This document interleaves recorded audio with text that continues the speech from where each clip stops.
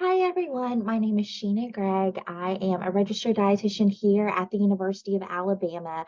And by the time you are watching this during the noon hour in Tuscaloosa, I am probably on an airplane on the way to California for my grandma's funeral. And so I know that this was a very popular topic, and we have a lot of registrants for today's program, which made me so excited, but it was very important to me that we did not cancel today's presentation because I want to be respectful of your time, the date that you chose to schedule this as it works around your schedule. And so, with that said, even though I'm not able to present this information to you live today, I've asked Miranda if she would be willing to take any questions that come through on the chat. She will collect those and email them to me. I'm also going to be sharing my contact information at the end of today's presentation so that you can always email me directly, also call my office, because I certainly want this to feel as practical as possible. And with that said, today we will be talking about the mind diet. I don't know how many of you are familiar with this topic. You may have heard of it. Maybe you have interest in today's presentation due to it revolving around brain health, specifically preventing cognitive decline, such as Alzheimer's and dementia. But regardless of your reason for joining us in today's presentation, I want to make sure that I give you information that will be helpful and practical. I think it's one thing to learn about a new eating style, it's another thing to actually be able to implement it in a practical way. So, we're going to address many of those items today. So, with our objectives, as you can see, we are going to be talking about how the brain is a very nutrition hungry organ. I don't know how often it is that we really address the fact that our brain needs nutrients, it needs calories. We often think about our muscles and other systems needing certain types of nutrients to get through the day, but I think that we really don't always acknowledge the fact that our brain certainly burns a lot of energy, needs a lot of nutrients, needs a lot of specific nutrients for health. We will also be talking about cognitive decline. What is cognition? What is cognitive decline? Also, identifying brain healthy foods and brain harming foods, and discussing that practical application in our everyday eating. So, as far as the MIND diet goes, the MIND diet stands for the Mediterranean Dash Intervention for Neurodegenerative Delay. So, the MIND diet is a combination of the Mediterranean diet and the DASH diet. And DASH stands for Dietary Approaches to Stop Hypertension.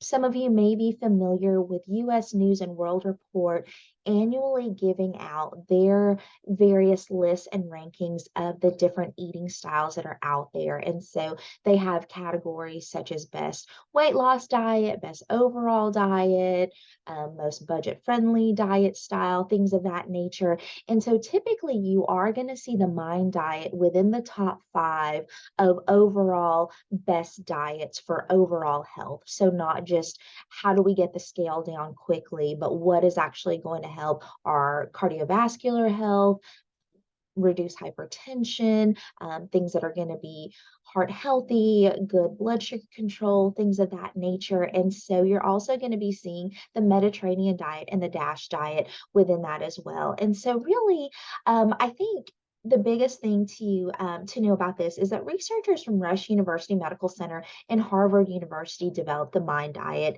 It is a selection of the most brain healthy foods from two well established healthy diets, supported by what we currently know from dementia and nutrition research. And what really sets the MIND diet apart is that the eating plan focuses on foods that support and improve cognitive health. And even though the MIND diet is very much plant based, that's the overall focus. The MIND diet specifically hones in on 10 types of foods that should be eaten regularly that help with your brain health, as well as five types of foods that should be limited. And as we go through the presentation, you'll notice that it isn't just an exclusively vegetarian diet. There's certainly going to be some animal proteins that are involved, actually recommendations for those types of foods foods in certain amounts. So I don't want to scare anyone away thinking they're all of a sudden going to have to eat vegan or vegetarian in order to implement this. So let's talk a little bit about the brain. As I mentioned just a bit ago, our brain is a very hungry organ. It's actually one of our body's hungriest organ, if not the hungriest organ.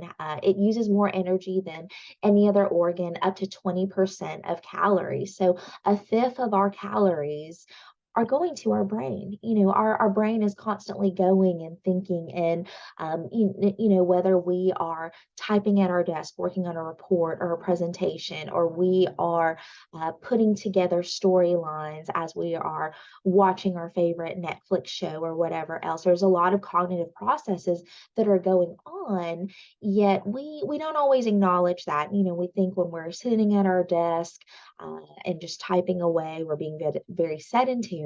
And yes, we are being sedentary in the fact that our body isn't necessarily moving physically in the way that I am with my hands and my legs and my arms and all that good stuff. But there are intricate processes that are happening. So we're certainly burning calories, we're using nutrients. Our preferred energy source for the brain is glucose, and that's going to come from the food that we eat, and it's transferred to our neurons via blood flow, good blood flow. Also, one thing about our brain too is it has a high metabolism. It uses nutrients pretty quickly. When I have explained this to our students on campus, one of the things that I really recommend to our students is really thinking about it as the fact that our brain kind of needs nutrition in real time. It doesn't necessarily have the biggest snack closet per se, where it can just kind of run off of a big breakfast and go all day. It's going to need nutrition routinely throughout the day because it's going to use up those energy stores or that energy that we feed it, but it doesn't necessarily have a big, huge backpack that it can pull out more food from. Like, we've got to actively feed it. So I think that's something important for us to keep in mind. Also, too, our brain is very sensitive to oxidative stress. There are free radicals and unstable molecules that damage cells, not just within our brain, but other parts of our body. And there's more free radicals in the brain than available antioxidants to neutralize them. So it is important for us to be intentional with our diet as far as introducing antioxidant into those cells, into that brain organ to be able to fight that off. And so our brain is very hungry for antioxidants to combat and neutralize that oxidative stress that's happening. And when we're thinking about oxidative stress, that causes damage to our brain tissue. There's a theory in the field of brain disorders that the brain needs to be saved from oxidation and inflammation via antioxidants such as vitamins E, vitamin C, vitamin A, and the minerals that it needs to function at its best, such as manganese, copper, selenium, and zinc. And now shifting over to talk about antioxidants, because that's something that you are going to hear me frequently mention as we talk about our various foods. I think it's important to note that there's two different types of antioxidants. So first, we have enzymes that are made by the body. So we have those available to us. This prevents toxic substances from being created in the first place. And then we're also getting antioxidants from the nutrients in the foods that we eat. So this is going to neutralize the damaging consequences of oxidation, such as free radicals. And you're probably thinking, well, gosh, how do I know you're telling me how to have these antioxidants to fight this oxidative stress and this oxidation, but how do I prevent that as well? And we're certainly going to be addressing that today. So the big thing about this, especially since we are talking about the brain, we need to know that the brain does not have as many antioxidant enzymes at its disposal as other parts of the body. So it is very important for us, again, to be intentional with how we eat and have a diet that is antioxidant rich to really help our brain out specifically, because unlike other organs, those natural enzymes that the body makes internally are just not as readily available. So, as we start thinking more about the brain, I titled this slide The Fat Brain, and it's because there is so much fat, or aka adipose tissue that makes up our brain. So our brain matter is 60% fat, aka lipids. You'll hear the word lipids, adipose tissue. Some of those that terminology is used interchangeably, and it is the essential structural component of our neurons. Our brain really needs those healthy fats to function properly. This is going to facilitate better blood flow. When we think about the purpose of blood flow, that gets oxygen to our various cells, including our brain cells, also improving memory and mood. And neurons communicate through a signaling system that gets updated when a new supply of fatty acids are available. And this is going to be key when we start talking about how cognitive decline happens, what effects are happening on the brain as it relates to buildup of plaque and things of that nature. So when we're thinking about the fat brain and the different components that are there. First, we have docosahexaenoic acid, which is DHA. You've probably seen that in some of the supplements that you take. Maybe you've seen it in different health articles. And DHA is the most metabolically active fat in the brain. It's important for cognitive behavior, memory, brain performance. Low levels are associated with a greater risk of Alzheimer's and dementia. And then there's also cholesterol. That is an essential part of healthy cell membranes and serves as the raw material for making progesterone, estrogen, cortisol, testosterone, and vitamin D. The role of cholesterol in Alzheimer's disease isn't fully clear, but studies have found that higher levels of your LDL, that bad cholesterol, is linked to more plaque in the brain associated with Alzheimer's disease. So let's talk a little bit about cognition. If we're looking at a textbook definition of what cognition is, simply put, it's the ability to think, learn, and remember. It's the basis for how we reason, judge, concentrate, plan, and organize.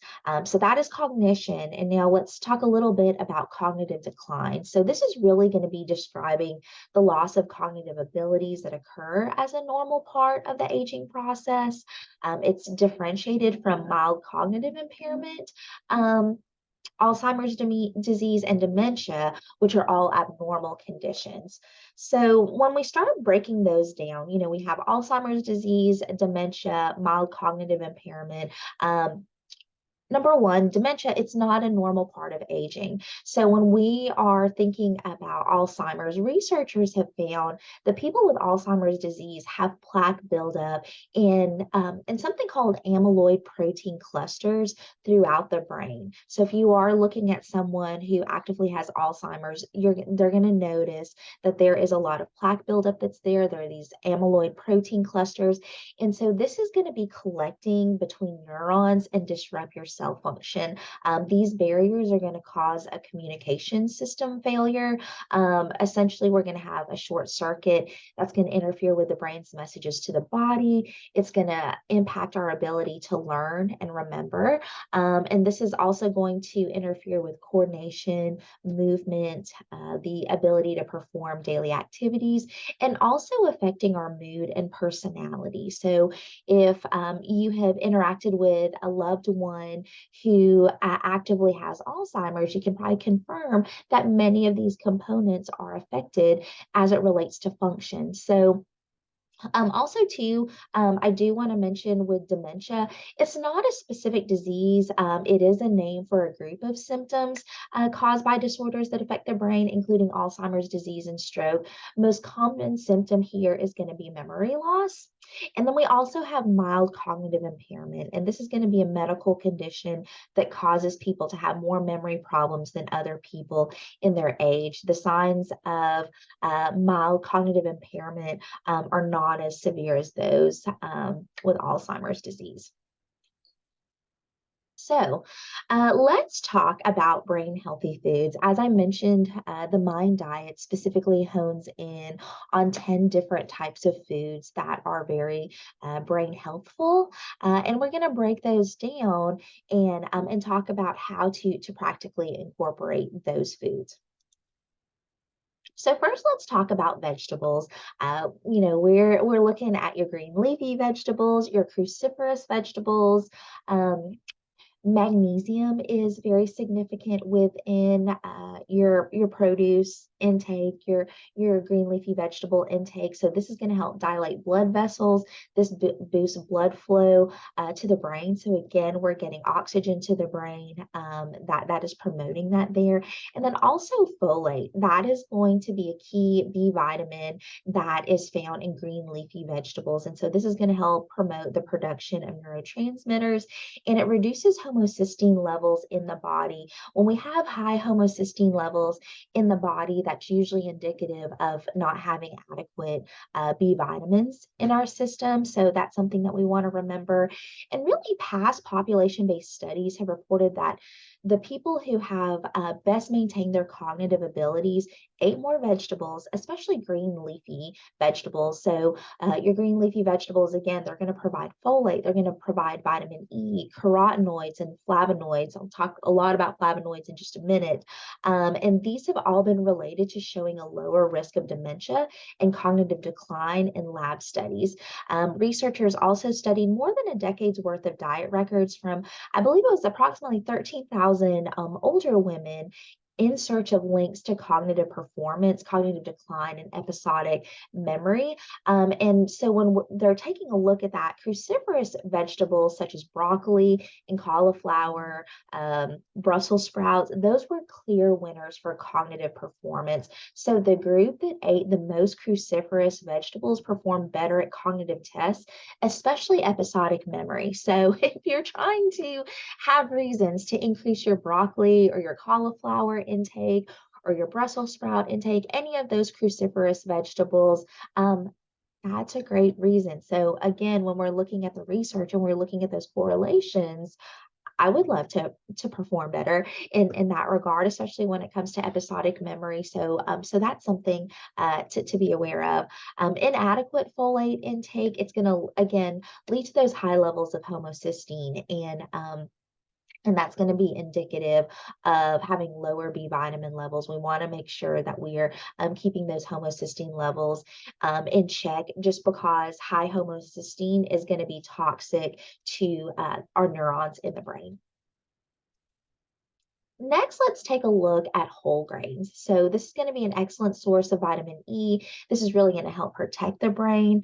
These also help include phytochemicals and antioxidants that protect against free radicals. So this is also the ideal source of glucose for the brain. So typically, if you are going to be eating whole grains versus processed carbohydrates, that's going to be the ideal situation because they're going to be higher in fiber. So think brown rice, wheat, anything that has a high fiber content. So if you're looking at breads, I try to find types of breads that have 2 to 3 grams of fiber or higher per serving. Not always a favorite of my children, but if I'm keeping some bread here in the office for making peanut butter sandwiches on the go or whatever else, I'm going to try to find something that is going to be higher fiber, is going to be whole grain.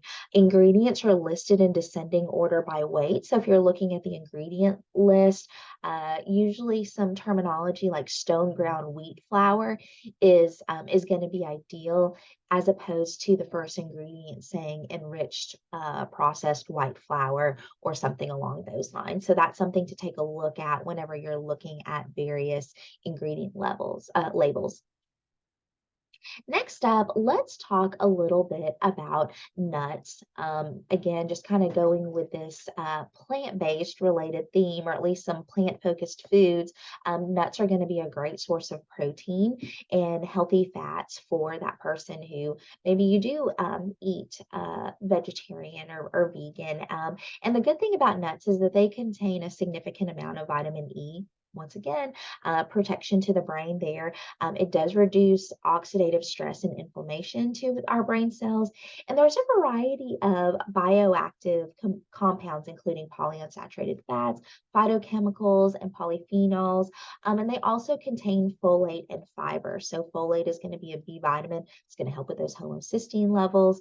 That fiber content is nice for our overall health. Because it's not it's going to be a way to really just be an appropriate amount of carbohydrate that helps keep us regular. It's going to help with cholesterol levels as well. So nuts are just amazing.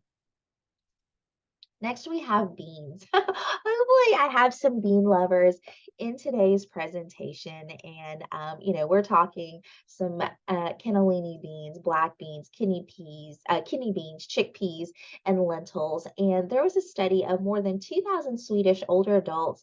They're age 60 and up, and they showed that healthy diets that include beans provide neuroprotection. So, again, very intentional with these studies, high correlation um, of this intake of beans. And so these are going to be rich in plant protein, your fiber, B vitamins, iron, and potassium. They are a nice, slow and steady source of glucose for the brain. So they're low glycemic, slow digesting carbohydrate foods. And what's nice about this, especially for those on today's presentation that have blood sugar issues, that high fiber content and the low glycemic index of beans, even though they are higher in carbohydrate, they're going to be more slow and steady in your bloodstream. So they're going to give you more of a steady pace of energy throughout the day versus eating something like carbohydrate that's coming from a processed candy bar that's going to give us a quick sugar rush and a crash. Instead, the glucose that we're getting from the beans goes into that bloodstream at a more slow and steady rate. So there's more consistent energy levels, better blood sugar control that's happening there, as well as all of the cognitive benefits when we're taking a look at the minerals such as the iron and potassium that we're getting in, as well as those B vitamins. Next up is going to be berries. Berries are, essentially a superfood. I think that you've probably seen some various articles over the years where they talk about blueberries being a superfood. I distinctly remember telling my husband a situation where I had told my mom probably almost 20 years ago, at least 15 years ago, that berries were a superfood, that they were amazing. They had all of these antioxidant properties. I was just really passionate about telling her about berries. But it wasn't until maybe 10 years after that, she was watching an episode of Oprah, and Oprah was touting how blueberries were the superfood. And she was telling me all about it. I'm like, I know, I told you that like a decade before. But truly, berries are very, very powerful as it relates to our diet and cognitive health. So these are going to be high in flavonoids, specifically anthocyanidins, and really with the anthocyanidins, they have antioxidant and anti-inflammatory functions. So big thing about berries, multiple studies have found that adding blueberries or strawberries to their diets reduced age-related declines in neural signaling and cognitive skills. Some of you may be familiar with the Nurses' Health Study that ran from 1980 to 2001. People who ate blueberries once a week or more had better cognitive function, making them up to 3.5 years younger than people who had a half cup or less per month. For strawberries, those who ate 2 or more servings per week were cognitively functioning up to 3 years younger than those who had less than a half cup per week. So, I mean, that's pretty significant. And this could be fresh blueberries. This could be frozen. So, if you're thinking about stocking up on blueberries. When we're thinking about frozen produce items in today's technology of food production, produce items are typically flash frozen at their peak level of nutrition. So we're capturing a lot of that nutrient quality that is happening. That would be just as beneficial as eating the fresh version of these produce items. Vitamins and minerals within produce items are very heat and light sensitive. And so, if you're looking about how to have these in your diet that's cost effective, frozen can be a really wonderful option. And berries are specifically included in the Mind diet, even though fruit in general is not. So if you were to do any research on your own on the internet or buy any texts related to the Mind diet, you're not necessarily going to see a section that's just fruit in general, it's always going to be very specific to berries. Berries are, again, high in flavonoids, especially anthocyanidins, and they have those antioxidant and anti-inflammatory functions. And flavonoids, they're the components in plants that really give those plants, those produce items, that rich, brilliant color. They reduce inflammation and protect the body's cells from damage. And you can think of this almost like a protective coating for the cell, similar to polyurethane that is protecting a piece of wood. So there's that kind of sealant and protection that's happening there. Recent research suggests that flavonoids may inhibit the buildup of those amyloid proteins in the brain that I mentioned earlier, that's very common in Alzheimer's disease. Now, let's talk a little bit about some animal products because I'm sure many of you were thinking, gosh, she's talking about all of this plant stuff. Is there any endorsement of animal products within the Mind diet? And yes, there is. And so, when we're thinking about animal protein specifically, please note that we're looking at poultry and seafood.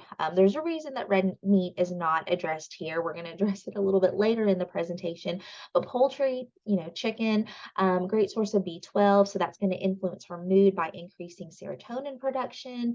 Low levels are correlated with depression. We want to avoid frying as a way to prepare our poultry items. And we'll talk more about that in just a bit. And then also with seafood. So it is a great direct source of omega-3, specifically DHA, that docosahexaenoic acid that I mentioned a little bit earlier on in the presentation. And again, just like chicken, we want to avoid frying as our way to prepare. And just as a reminder, that DHA, that docosahexaenoic acid, it's going to be important for cognitive behavior, memory, and brain performance. And just to kind of give you a preview of why frying can be problematic, when we fry food, that is going to basically lessen the healthful properties that are happening. Really, it's going to reduce that omega-3 fatty acid level that we're wanting to have for cognitive function, and is going to increase those saturated fats, which is not something that we want as part of our Mind diet lifestyle. And really, when we're taking a look at seafood, your fattier seafood, such as salmon, sardines, tuna, and trout, they're going to play an important role in brain health because of that large amount of omega-3 fatty acids. And then your other types of seafood, including shellfish, are going to be a good source of lean protein and minerals such as iron, selenium, and B vitamins that, again, are also going to be helpful to cognitive health as well.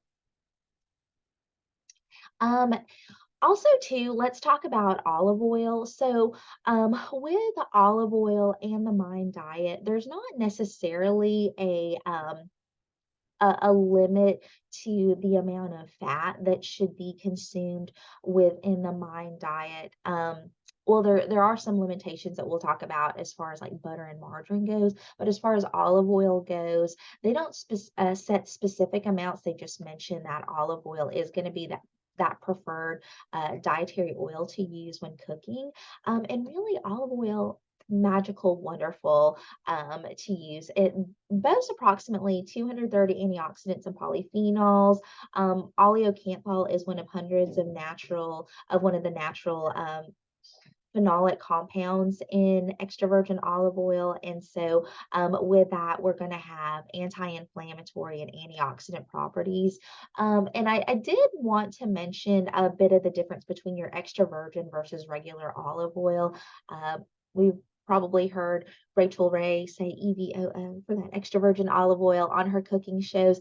And if you are using extra virgin olive oil, you want that to be more so if you are doing salad dressings, any kind of topping of oil at the last minute of a cooking process.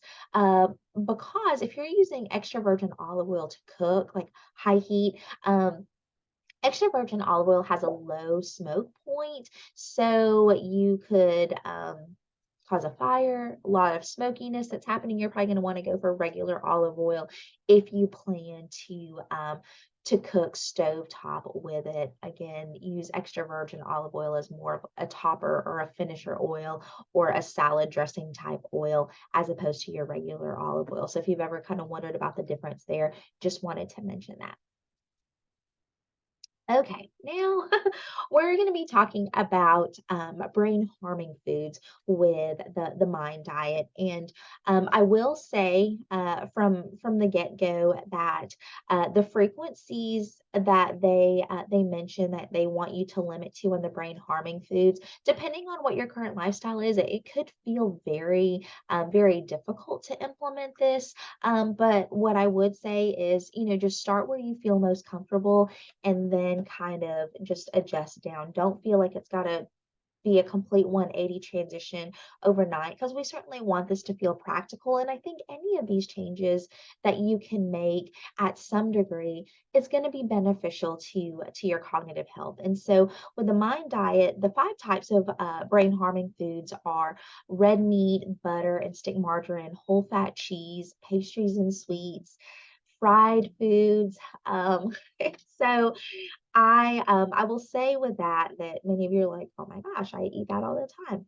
I eat those frequently too, but we're gonna talk about how to make it practical. But really limiting these foods as part of the diet has led to better cognitive aging and has reduced the risk of Alzheimer's disease in Mind diet studies. So it's noted that all of these foods increase the intake of saturated and trans fats in proportion to unsaturated fats. And that really leads to some blood brain barrier problems and increases beta amyloid plaque in the brain. Again, we talked about that plaque buildup being very common within cognitive decline, especially when we're talking about Alzheimer's disease. So let's talk about red meat. So essentially with red meat, the recommendation is to limit red meat to fewer than 4 times per week. So again, if you're thinking about the red meat that you're eating, whether that's ground beef or steaks or anything else, you might want to take inventory of how frequently am I eating this? How frequently am I eating this with my family? What does that look like? So again, red meat consumption limit to 4 times per week or less. Also, too, when we're looking at something like butter and stick margarine, the recommendation with the Mind diet is to limit this to less than a tablespoon per day. So, you want to ask yourself, where am I using butter and margarine for cooking purposes, within recipes, things of that nature. I don't know how many of you would find this limiting. I've certainly had clients over the years that would say that. They have had no problem with using butter exclusively within their household. And again, you don't have to do a complete 180 with this. I think any kind of modifications where you are being a little bit more intentional with the frequency is still going to be quite helpful. But these recommendations are coming from the Mind diet studies and the results that they're seeing in terms of preventing cognitive decline. Next up is cheese, your whole fat cheeses. This is where I usually get a lot of folks that say, "Oh, I don't know if I want to implement this because I love cheese so much. I love cheese so much." And so the recommendation is to limit whole fat cheese to less than 1 serving per week. So if you are eating a charcuterie board multiple times per week, then that could be a problem. If you're like me and you have a mini fridge in your office or just a fridge in general in your workspace and department and you like to snack on cheese, again, don't kill the messenger. I'm just letting you know based on the Mind diet studies, the recommendation for this Mind diet lifestyle is to limit to less than 1 serving per week. And then let's talk about pastries and sweets. So with pastries and sweets, we're looking at limiting pastries and sweets to fewer than 5 times per week. And some of you may be thinking, well, gosh, that still seems pretty practical. And I was honestly very surprised with this frequency. I was happy from a sense of, not feeling like it's too depriving of an eating style, but I was surprised when I was looking at the research on the Mind diet that it was 5 times or fewer per week. I was thinking maybe 2 or 3. Um, but really, main reason for wanting to limit pastries and sweets is the fact that they are going to be empty calories, high, typically in saturated fats and in processed sugar. Next is going to be fried fast food or just fried food in general. So the recommendation is to limit fried food to less than 1 serving per week. Again, depending on your personal preferences or the preferences of your family as far as how you prepare foods, this can be difficult. I will say that I am recording this on Wednesday, the day before you're actually watching it, and I've already went over that. In fact, I had some Jack's hash browns this morning that were quite delicious. And I was like, oh yeah, I'm doing my Mind Diet presentation. So again, you want to think about the frequency that you are frying food. And again, the recommendation here is going to be to limit it to 1 time a week or less. And with frying, there's a host of things that happen here. For one, as I mentioned earlier, there is going to be that reduction of those heart healthy omega-3 fatty acids that happen when you are frying food. This is also going to increase saturated fat and trans fat intake. And also, too, whenever we fry food, it makes the cells within those foods very unstable. And that causes a lot of oxidative stress in the body when we are consuming fried foods just because of the way that that food was cooked. This is going to cause more free radical potential in foods. And this is something that we certainly want to limit. So I know we talk so much about the foods that we're wanting to increase that have antioxidant properties, anti-inflammatory properties. But when we're thinking about, well, gosh, what can I do to not have as much oxidation in my body? Limiting fried food is certainly going to be one of those things.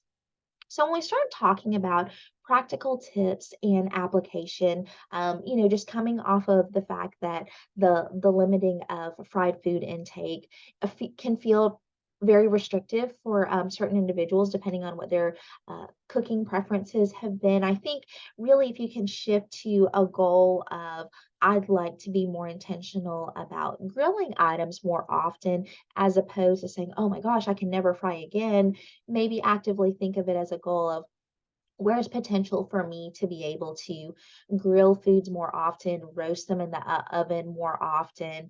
So set goals that way as opposed to setting a goal that says I can only fry food once per week. I think if you're heavily focusing on all the other alternatives, and that does not include air frying. So I do want to mention that for anyone who has a question with that, because with air frying, you're not submerging this food in just, a pool of oil and having that high heat come like that. Really with air frying, it's a completely different process that does not have those issues. And so that's not going to come into play.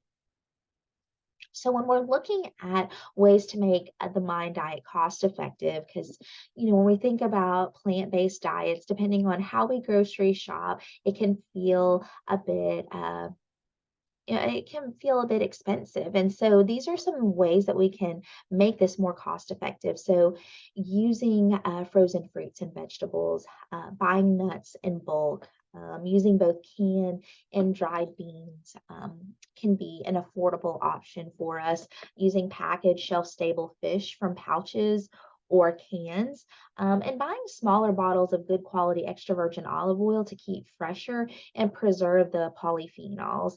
And I actually really like this tip because it's not something that my husband and I have frequently done. We've been the type of people that we don't always buy the highest quality extra virgin olive oil. We'll find something at Sam's or Costco and have this like massive bottle of it. And, it's with us for a while because we don't use so much oil whenever we're cooking, but then it hangs out there in our kitchen for a really long time, and over time that polyphenol content is going to be reduced as that oil just sits there. So I think really just buying a higher quality olive oil, extra virgin olive oil, in a smaller quantity, you're going to be able to make sure that it's nutrient rich, but it's also going to be cost effective at the same time.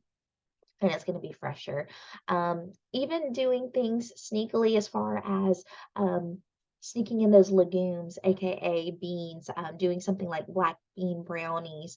I've even had some clients that, depending on other things that they've had in their smoothies, they might put a half cup of white beans in there just to add some creaminess to their smoothie and not be able to taste it otherwise, or using beans as toppers on salads, or certainly putting it in soups can be a great option too. So we can even think about doing something like your taco soups in the crock pot, using a lower sodium taco seasoning, or making your own kind of taco seasoning where there's not as much salt that's in there, but you have your cumin and everything else, and then maybe using ground turkey or ground chicken for that taco soup. So just really kind of thinking outside of the box, thinking about recipes that you already do and how you can incorporate a lot of these brain healthful foods that the Mind Diet is suggesting. Also blending leafy greens in your smoothies, just like I mentioned with adding the beans to your smoothies. Even putting tofu in your soups and smoothies as a way to add some plant-based protein in there, especially if you're reducing your red meat consumption and being intentional with your frequency of poultry and seafood intake. Also, too, with this, we talk a lot about the Mind Diet and the actual diet components, but let's talk about some mindful habits that can be very helpful in this process as well, and really complement what we're doing with our diet, but also adding these lifestyle components that are going to be helpful to our cognitive function. So, like the Mediterranean diet, the Mind Diet is going to involve both healthy food and lifestyle choices. So, our lifestyles are really going to impact as much as our food intake does. So, when we're thinking about something like smoking, so avoiding or quitting smoking, smoking is associated with several chronic diseases. It's been linked to cognitive decline. Research suggests that the area of the brain responsible for language and memory is thinner in smokers compared to non smokers.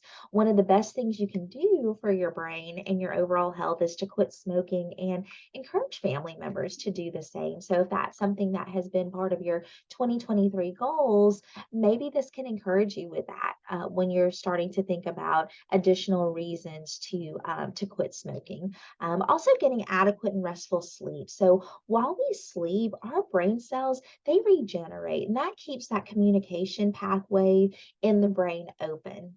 So much of the cognitive decline issues that we're seeing, there's barriers that short circuit that communication system within our brain. And so we want to make sure that we're getting adequate sleep. I know for many of us, especially being very busy on campus, maybe we are taking care of others in our family, whether it's children or older adult or our significant other, whatever that may look like, can be really stressful, and sleep can go on the back burner. But I really encourage you to make sure that you're getting adequate sleep. Yeah, I would be remiss if I didn't acknowledge that February is Heart Month.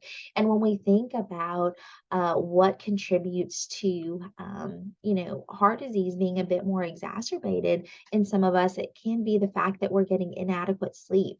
That's causing increases in our blood pressure. That's causing increased stress levels. So, I can't say enough about sleep, but, if we need some tips for restful sleep, that's going to include turning off electronics an hour before bedtime, avoiding caffeine and alcohol late in the day, and just really trying to have good sleep hygiene habits. One of the other recommendations that is usually provided when we think about sleep hygiene is not being physically active before bedtime.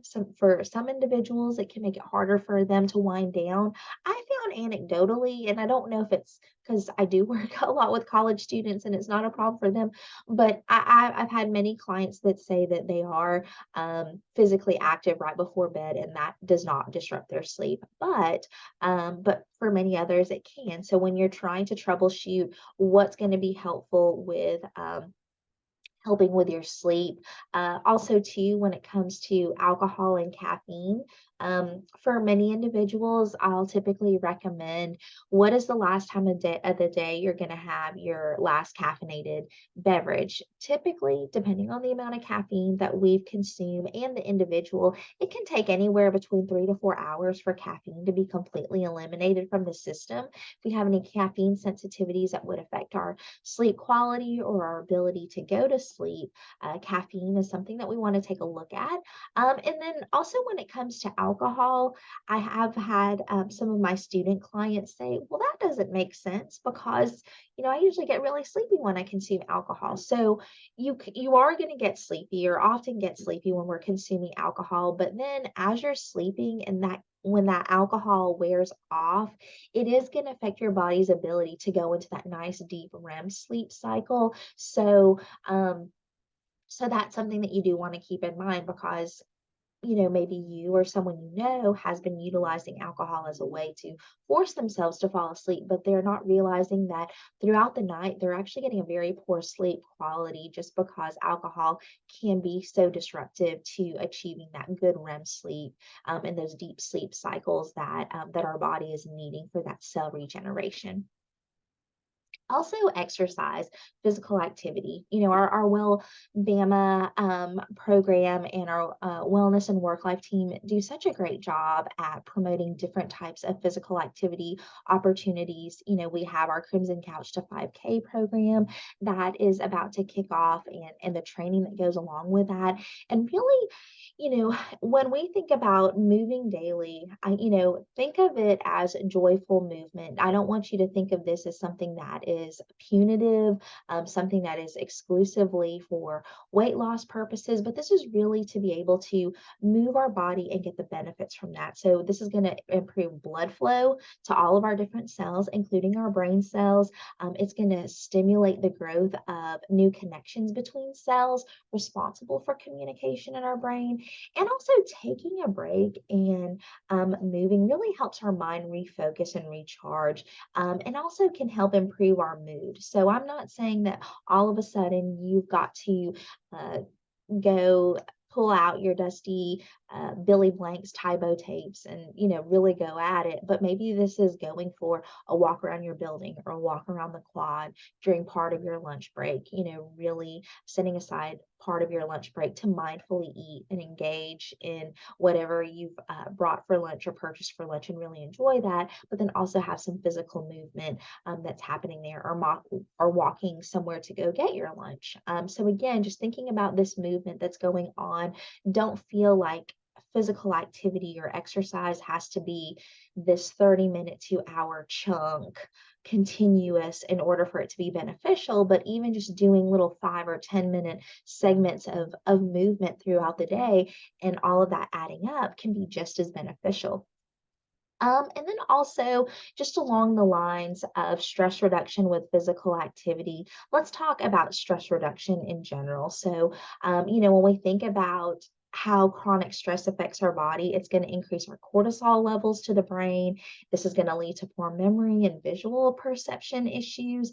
So, really having just a daily practice of relaxation with some deep breathing, stretching, maybe even journaling can be a very nice way to manage our stress.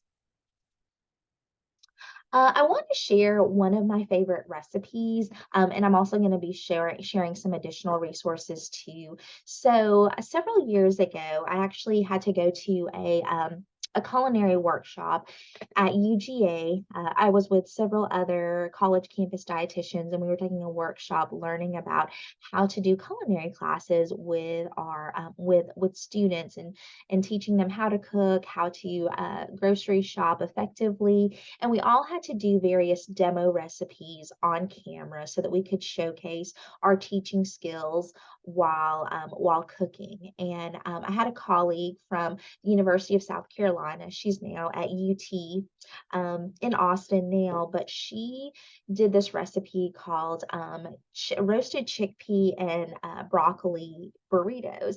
She got it from something called the Thug Kitchen Cookbook. There are good recipes in that book, but there is a lot of profanity in that cookbook. I did not care for that, but I really loved this recipe and she demoed it. I took it home to my husband. We have this at least once a week. Very tasty, very fragrant. So it kind of smells out the kitchen, but in a delicious way. So with these roasted chickpea and broccoli burritos, you are dicing up an onion, a bell pepper of your choice. You've got your chickpeas, you've got your broccoli, and you're covering that with some soy sauce, some low sodium soy sauce. You could do taco seasoning, or you could do your own version of it with some chili powder, smoked paprika, coriander, minced garlic, all that good stuff. So you roast it.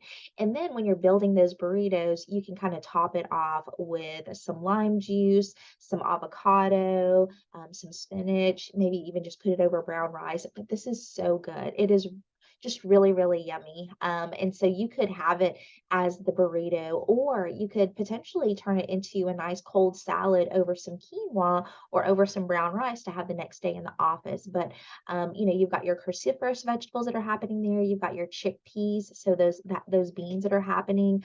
You've also got your brightly colored um, bell peppers that are in there as well. If you add spinach in that burrito, then you're getting those nice leafy greens with those flavonoids and those anthocyanidins.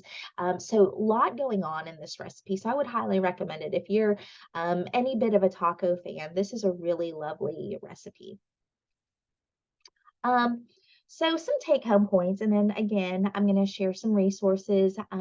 Big thing is to know your brain needs nutrition. We forget about that so often, but really we need to acknowledge and remember that our brain needs nutrition, both calories and specific nutrients, and what we can eat.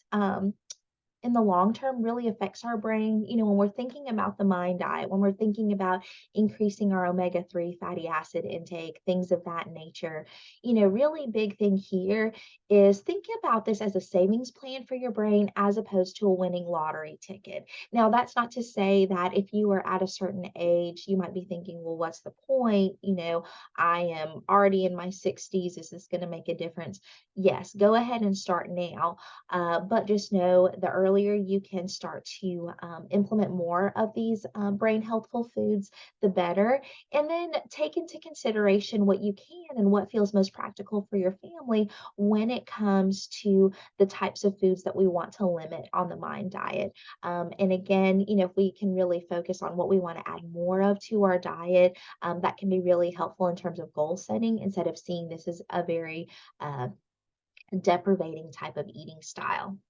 Now, as far as resources go, these are two of my favorite texts that are out there.